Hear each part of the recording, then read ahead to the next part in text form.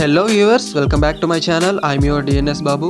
So ఈ వీడియోలో పిల్లలు పెద్దలు అందరూ ఎంతో ఇష్టపడే బాదం ఫ్రూట్ మిక్స్ని నా స్టైల్లో ఈజీగా సింపుల్గా పర్ఫెక్ట్గా ఎలా చేయాలో చూపిస్తాను. So let's get in to the video.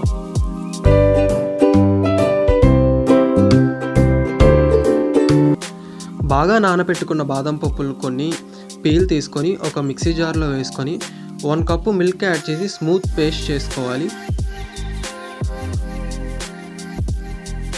అలాగే 1 కప్ మిల్క్లో 2 స్పూన్స్ కస్టర్డ్ పౌడర్ వేసి ఉండలు లేకుండా బాగా మిక్స్ చేసుకోవాలి.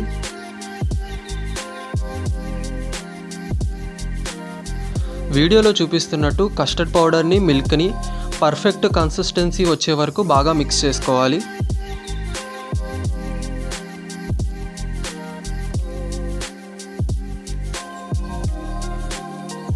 ఇప్పుడు స్టవ్ ఆన్ చేసుకొని అడుగు మందంగా ఉన్న గిన్నె పెట్టుకొని 1/2 లీటర్ పాలు పోసుకోవాలి.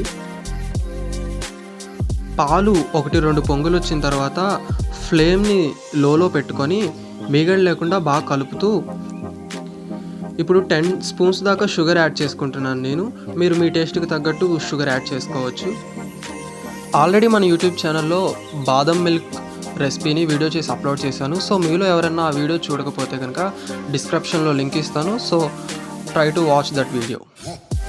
ఫ్లేమ్ని మీడియంలో పెట్టుకొని షుగర్ మెల్ట్ అయ్యే వరకు పాలని కలుపుతూ ఉండాలి. ఇప్పుడు మనం ముందుగా పేస్ట్ చేసి పెట్టుకున్న బాదం పేస్ట్ని ఇందులో యాడ్ చేసుకొని బాగా కలుపుకోవాలి.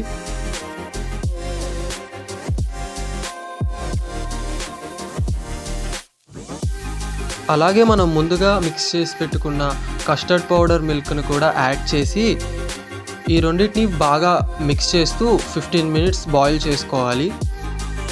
స్టవ్ ఆఫ్ చేసుకున్న తర్వాత టోటల్గా చల్లారేంత వరకు పక్కన పెట్టుకోవాలి. సో బాదం పాలు టోటల్గా చల్లారిన తర్వాత ఇప్పుడు ఫ్రూట్స్ని యాడ్ చేసుకోవాలి. ఫ్రూట్స్ని మీకు నచ్చిన ఫ్రూట్స్ యాడ్ చేసుకోవచ్చు. నేనైతే నాకు అవైలబిలిటీలో ఉన్న యాపిల్స్, బనానాస్, పొమోగ్రానైట్స్ యాడ్ చేసుకున్నాను. ఫ్రూట్స్ యాడ్ చేసిన తర్వాత ఈ ఫ్రూట్ మిక్స్ని బాగా కలుపుకోవాలి. బాగా కలుపుకొని ఒక 10 to 15 మినిట్స్ ఫ్రిడ్జ్లో పెట్టుకోవాలి. ఒక 15 మినిట్స్ తర్వాత బాదం ఫ్రూట్ మిక్స్ బాగా కూల్ అవుతుంది. సో మీరు సర్వ్ చేసుకునేటప్పుడు dry fruits, tutti frutti, saffron and ice క్రీమ్తో సర్వ్ చేసుకుంటే చాలా బాగుంటుంది. నేనైతే వెనిలా ఐస్ క్రీమ్ యూస్ చేశాను. సో ఫైనల్గా మన బాదం ఫ్రూట్ మిక్స్ రెడీ అయింది.